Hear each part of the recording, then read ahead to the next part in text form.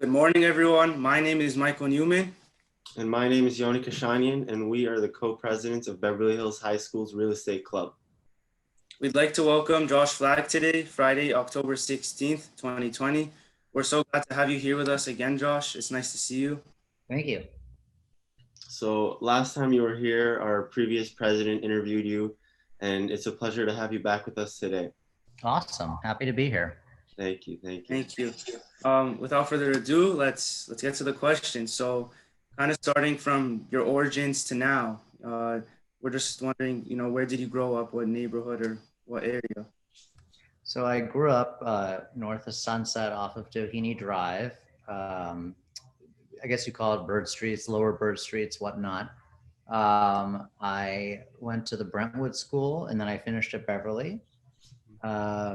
My grandparents were in the clothing business, but they had some commercial real estate also in Beverly Hills. They had a building on Beverly Drive. So I grew up, I went to Catskills Camp at Greystone Mansion. So I've definitely been involved with the city of Beverly Hills since I was a kid. Then I got into real estate when I was probably like 18 or 19. And, it's my passion. I love real estate and here we are now. Great, yeah. Both of my sisters did Catskills, actually. Really? Yeah. Anyways, many people are like influenced by their parents and what their parents do. We're wondering, like, what did your parents do as a profession, and did your parents influence your profession? Well, my parents were also in the clothing business. My grandmother started the business in the 50s and was manufacturing women's sportswear. And then my dad ran the company, and it was a family business until, 2000. They retired, and my dad owns some real estate. And so was it an inspiration? I mean, not really. I've always just loved houses myself. My family were in the garment industry. They weren't in real estate until 20 years ago. So no, it was kind of my own thing.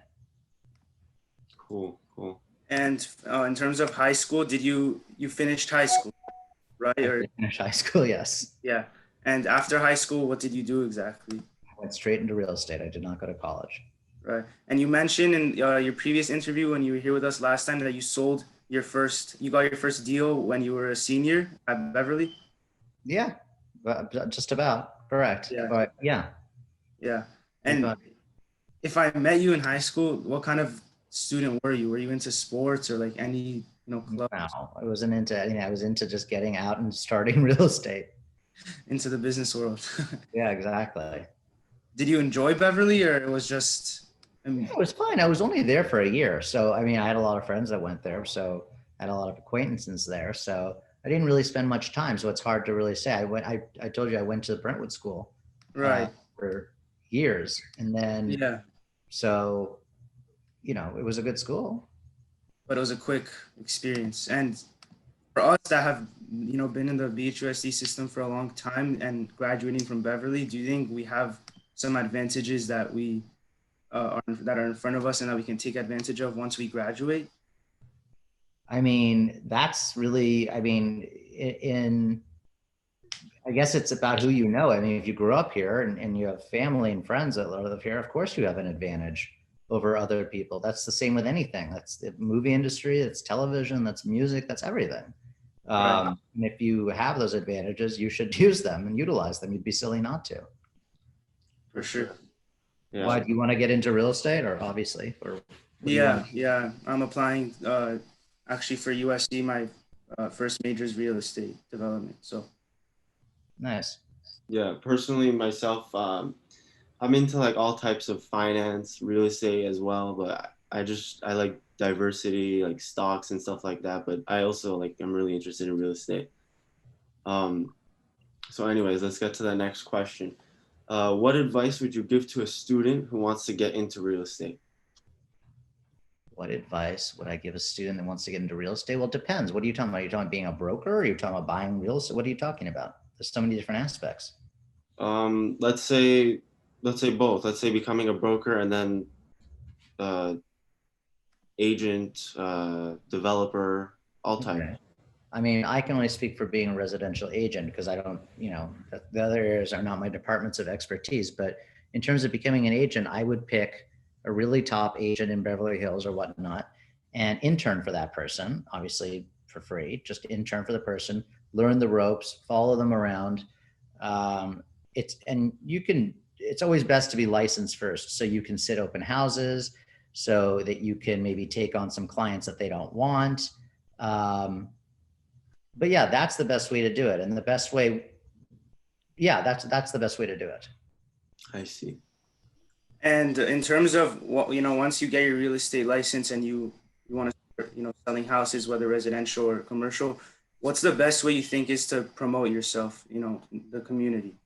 Well, I mean, I always honestly, I think mailers, my mailers go all the time to all the houses and they repeat. I mean, they probably go to your house too. Where do you live? I live on Carson, so it's kind of near the Horseman area. Yeah. So you get the mailers? Yeah. And I see you on the BH Courier when I flip the page. And there you go. So Courier, things like that. That's important marketing. The Courier, mailers. I think that's really the most important thing is to market yourself. That's where you need to spend your money. Yeah.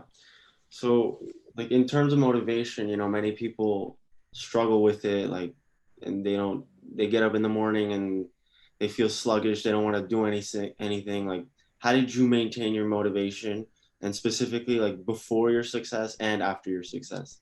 That's something you either have or you don't. If you're not motivated, you're not going to become motivated. You either have it or you don't. So it's hard for me to answer that question. If you don't have it, you're not going to be an entrepreneur. You need to find a job that is 9 to 12 or something that pays, but is, you're not creating something. It's a job. You work for somebody, which is fine. I mean, there's a lot of jobs that you can make money doing that, but that's, if you're not motivated, I don't know how to answer that. I guess I'm not a psychologist. And in terms of the real estate market, just during the pandemic, how has it been affected? Has it become, better, worse, or just stayed constant? What's funny, actually, the pandemic came and the market really picked up. People were so bored being locked up at home and whatnot that it became a really hot market again. It's bizarre, but that's really what happened. I've been busier than I've ever been right now. Wow. Well, that's good to hear. I hope it lasts. So you've lived through some dramatic ups and downs in the economy, and you still came out ahead. What do you think the next 5 years of the real estate market will look like? Do you anticipate a downturn in the market? I have no idea. It depends on who wins the presidency, I guess. It's really hard for me to answer that. I think either way, there's going to be pros and cons. But it's going to be very interesting. I'll tell you that much. I see. So what do you anticipate if Trump wins, and what do you anticipate if Biden wins? Well, if Biden wins, there's going to be a lot of taxes in California, and those taxes are not going to be good for real estate. And it's going to probably send a lot of people away from the state and prevent people from coming to the state. A lot of people will probably move to Texas, to Florida, whatnot. So that's a problem. And then of course for Trump, I mean, that's a problem too. So I don't know. It's kind of, you're kind of screwed both ways, in my opinion. Yeah. In terms of real estate, that's what I'm talking about. Yeah.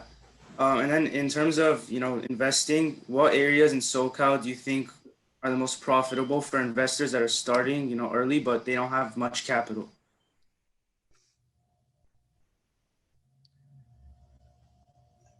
I don't know. I would assume probably buying, probably cheap houses, kind of, in the middle of nowhere or whatever, flipping them like small. I really don't know. Like that's never been my area of expertise. So buy a house, put down 20%, like for a couple $100,000 house. I really don't know is the answer. I wish I could be more helpful. Yeah. No worries.